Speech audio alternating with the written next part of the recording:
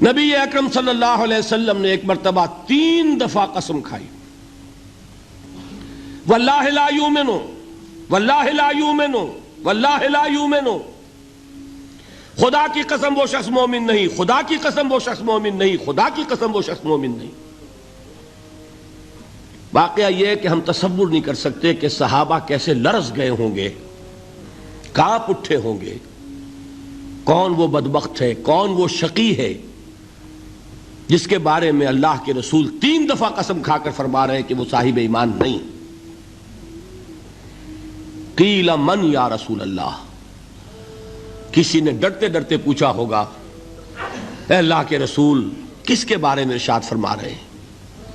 اب جواب سنیے، الذی لا یامن جارہ بوائقہ،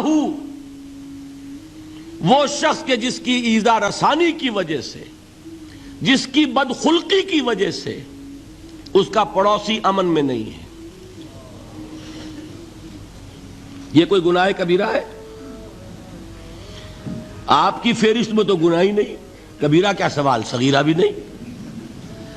زیادہ آپ یہ کہیں گے کہ ذرا بد اخلاقی ہے، کج خلقی ہے، بس اچھا کردار کا معاملہ نہیں ہے، یہ کہیں گے، گناہ کی فہرست میں نہیں آئے گی بات۔ کبیرہ بہت بڑی شے ہے، لیکن اس پر اللہ کے رسول نے 3 دفعہ قسم کھائی، ایمان نہیں ہے، ہرگز نہیں ہے، خدا کی قسم نہیں۔ اب بتائیے ایمان اور عمل علیحدہ ہو جائیں گے کیا؟ یہ ہے مسئلہ جو امام بخاری کے سر پہ ہے۔ اور سنیے، فرمایا حضرت انس ابن مالک نے، یہ روایت جو میں نے آپ کو ابھی سنائی ہے یہ کوئی ایسی ویسی روایت نہیں ہے، متفق علیہ ہے، بخاری اور مسلم دونوں میں موجود، اس سے اونچا درجہ روایت کا ہے ہی نہیں۔ راوی کون؟ ابو ہریرہ رضی اللہ تعالی، ان کی والدہ لے کر حاضر ہو گئیں، یہ بچہ حضور آپ کی خدمت میں رہے گا، آپ کی خدمت کرے گا، آپ کے پاس رہے گا، ٹھیک ہے۔ وہ حضور کے خادم خاص ہیں، جیسے ذاتی کوئی ہوتا ہے معاملات میں مدد کرنے والا، خدمت کرنے والا، وہ ہیں انس ابن مالک۔ چونکہ ان کا تعارف ہو گیا ہے رضی اللہ تعالیٰ عنہ، تو ایک بات پہلے اور سنا دوں،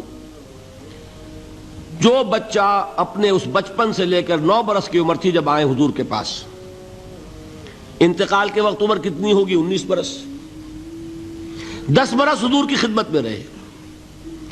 پہلے تو حضور کے اخلاق کی جو گواہی وہ دے رہا ہے وہ اس کی زبان سے سنیے کہ میں 10 برس حضور کی خدمت میں رہا، کسی بات پر ڈانٹنا تو کجا، حضور نے کبھی مجھ سے یہ بھی نہیں فرمایا کہ اے انس تم نے وہ کام کیوں نہیں کیا۔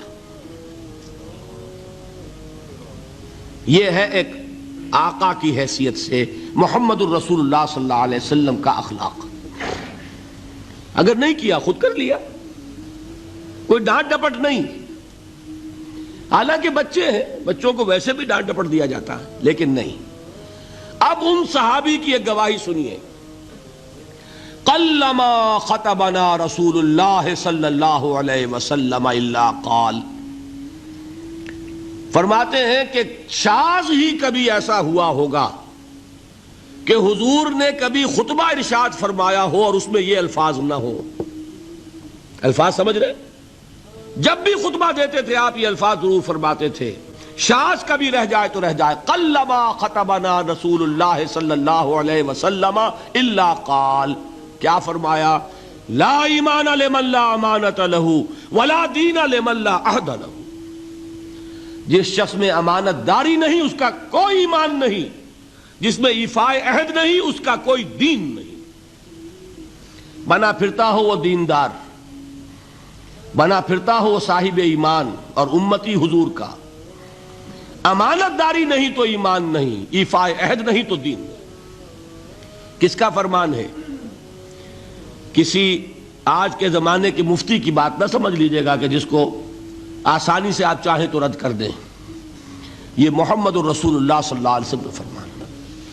اور سنیے پھر ایک متفق علیہ روایت بخاری اور مسلم کی، راوی پھر کون ہے؟ ابو ہریرہ رضی اللہ تعالیٰ عنہ۔ فرماتے حضور نے ارشاد فرمایا لا یزنی الزانی حین یزنی وہو مومن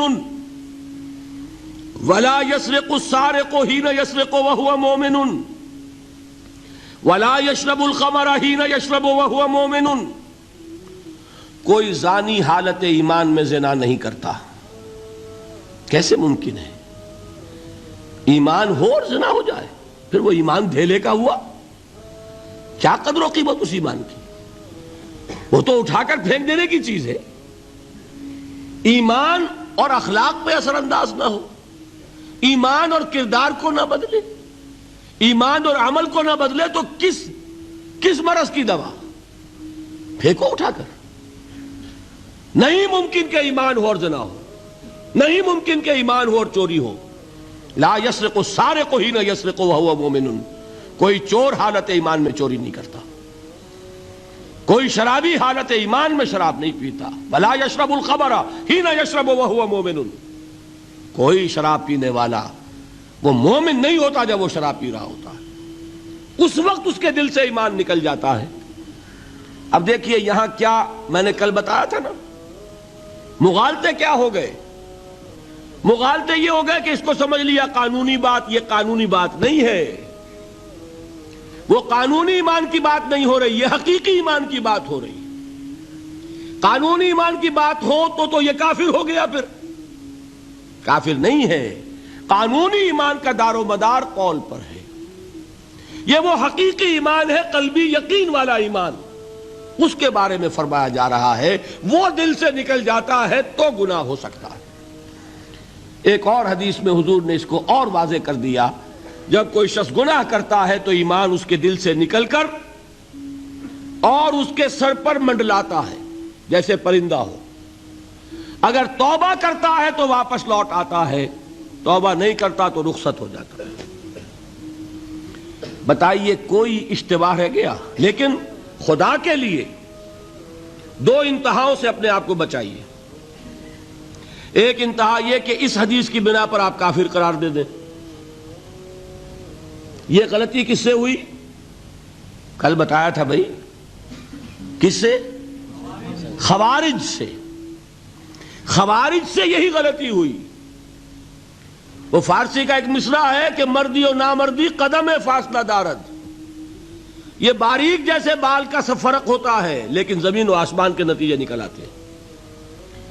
انہوں نے ایسی حدیثوں کی بنا پر یہ فیصلہ کر دیا پھر اگر ایمان نہیں ہے تو کافر ہے. کتنا یہ آسانی سے نتیجہ نکل آیا. ایمان نہیں ہے تو کافر ہے. لا ایمان لمن لا امانت لہو. کوئی شخص امانت میں خیانت کرتا ہے تو اس میں ایمان نہیں ہے، ایمان نہیں ہے تو کافر ہے. کافر ہے تو مرتد ہے، مرتد ہے تو واجب القتل ہے. کہاں سے کہاں بات پہنچ گئی؟ بہت بڑی غلطی، بہت بڑی گمراہی.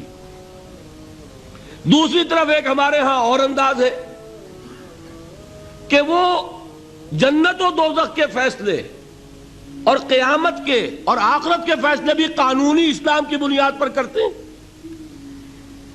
انہیں یہ سمجھ لینا چاہیے یہ قانونی اسلام دنیا میں مفید ہے، آخرت میں وہ یقین والا ایمان ہوگا تو مفید ہوگا. یہ چیز ذہن سے نکل گئی. اور برا نہ مانیے، یہ اہل سنت کے اکثر عوام کے ذہنوں سے یہ بات نکل گئی. وہ یہ سمجھتے ہیں ہمارے پاس سرٹیفکیٹ ہے، ہم مسلمان ہیں، مسلمان ہیں تو صاحب ایمان ہے، صاحب ایمان ہے تو جنت ہم پر واجب اور دوزخ ہم پر حرام. یہ آپ کے دل میں لکھا ہوا ہے کہ نہیں؟ جب دل میں یہ لکھا ہوا ہوگا تو پھر کرو گناہ.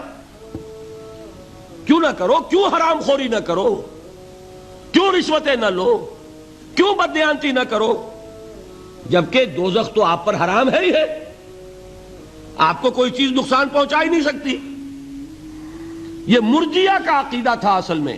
یہ دوسری انتہا تھی جو آج اہل سنت کے اکثر لوگوں کے دلوں میں بات بیٹھ گئی، عوام کے اندر، جہلا کے اندر. ان دونوں چیزوں سے بچیے. تیسری ایک غلطی کی اہل تشیع نے. انہوں نے کیا غلطی کی؟ ایمان اور اسلام کے فیصلے دنیا میں کرنے لگ گئے. فلاں مومن تھے، باقی سب مسلم ہی تھے اور باقی سب منافق ہی تھے. یہ فیصلہ کرنے کا کسی کو اختیار نہیں. دنیا میں فیصلہ صرف یہ ہوگا کہ کافر تھا یا مسلمان، چھٹی۔ تیسری کیٹیگری آپ طے نہیں کر سکتے، اس لیے کہ قانونی اصطلاحات یہی دو ہیں۔ سمجھ لیجئے ان باتوں کو، مجھے کوئی دھواں دھار تقریر نہیں کرنی، بات سمجھانی ہے۔